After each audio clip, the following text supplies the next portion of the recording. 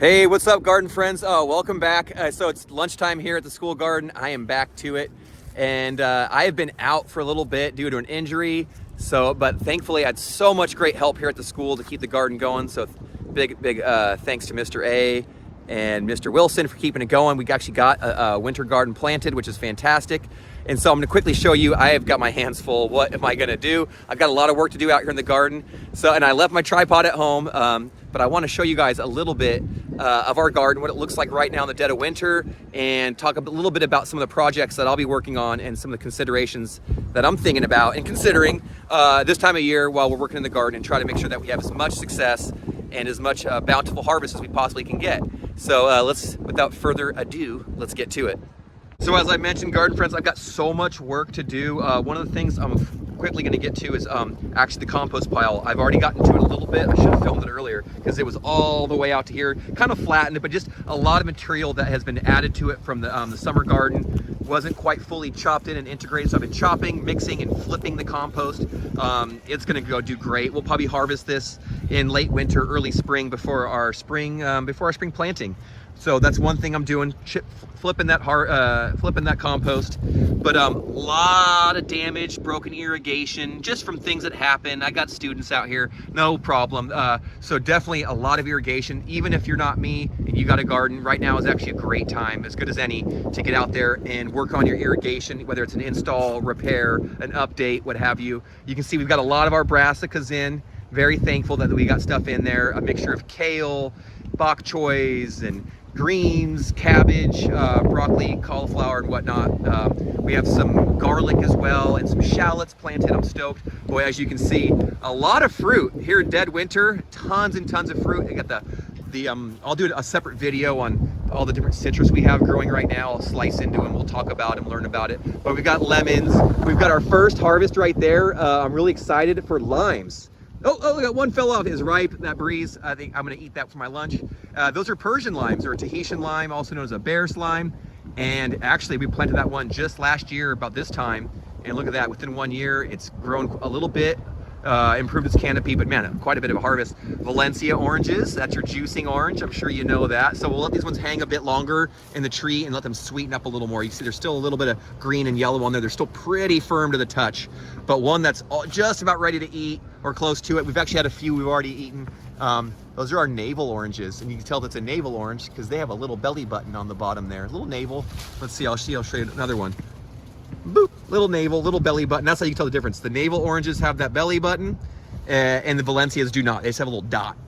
The navel oranges you can juice them, but man, they are just so good for just eating fresh, using in meals, what have you. But man, they're so stinking good. And so I have 2 of these trees, and I need to do a little bit of light pruning. See, we have some dead branches in here, and that's a separate video. But man, I mean, look at the belly button on that girl. Woo wee! Is that an innie or an outie? I don't know. We have our blood oranges looking killer. So from harvesting the ripe fruit and utilizing it, but you can see this is our Satsuma mandarin. We've harvested most of that and eaten it. I was just sharing it with some students earlier, and by golly, they were like, "What is this?" I'm like, "This is one of my favorite fruits." And I mean, no seed, little to no seeds, easy to harvest, easy to eat. Don't just pull them off. You use the snippers, but separate video, I guess. There's a mummy right there. I'll have to pull that off. You don't want that there. So you pull those off. Don't just drop them on the ground. Don't do that.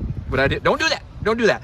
This will all get cleaned up and go to the compost. That's one of my tasks. So not only do I need to pile the compost, chop it, flip it, mix it, I need to add to it with any and all fallen fruit. You can see these are other mandarins as well, and they are packed full. I mean, they're so full, the branches are on the ground.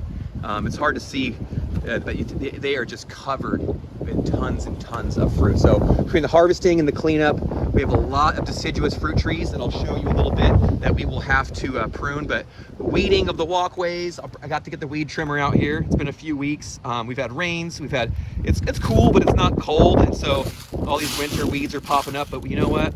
As thick as they are and as widespread as they are, they're so much easier to deal with than nutsedge and Bermuda grass and a few of the other weeds that are the warm weather weeds that we deal with. But not too bad. Like I said, we've got all the rows planted.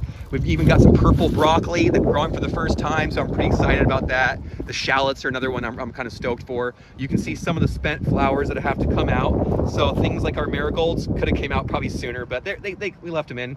a little longer, but that's fine. They went to seed, the birds seem to like it, and we'll pull that out. That'll go in the compost, and then hopefully I'll get down to the nursery or start some seeds, and we will replenish this border and try to put a lot of flowers in and around our garden, because we love having the flowers in there for a number of reasons. But that's what we'll be off to.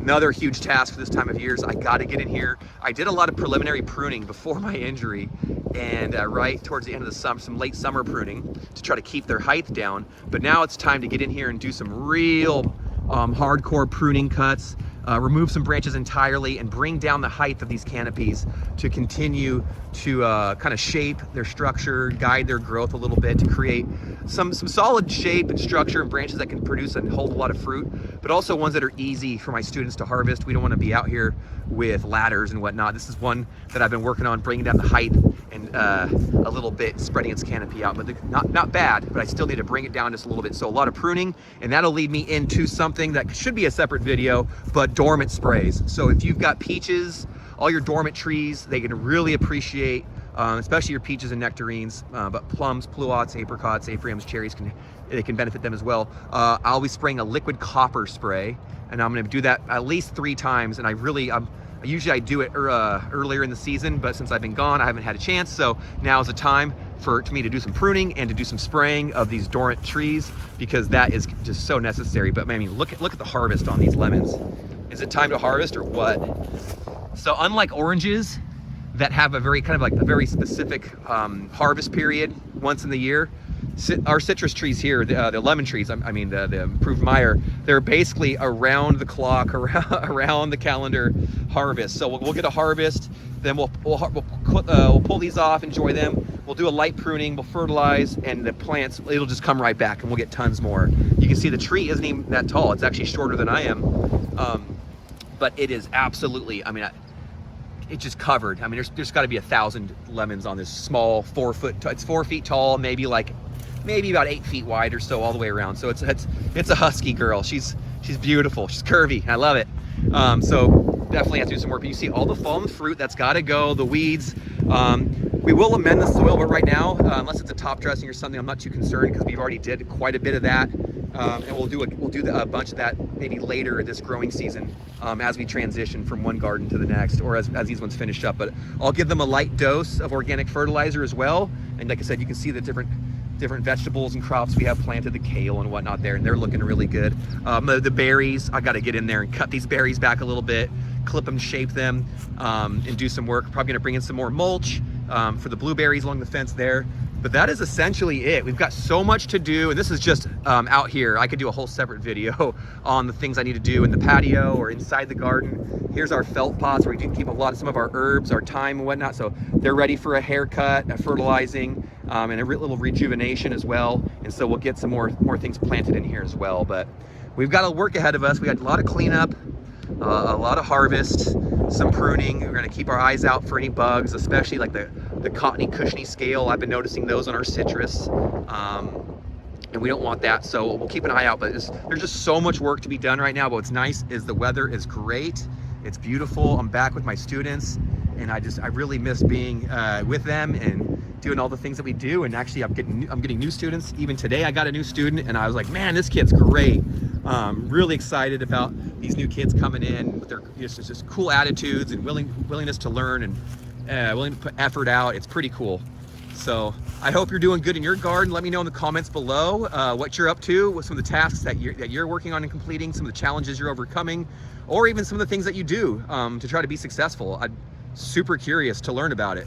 So please let me know. I'd love to learn from you in the comments below. Until next time, garden friends, happy gardening to you all, and please never stop growing.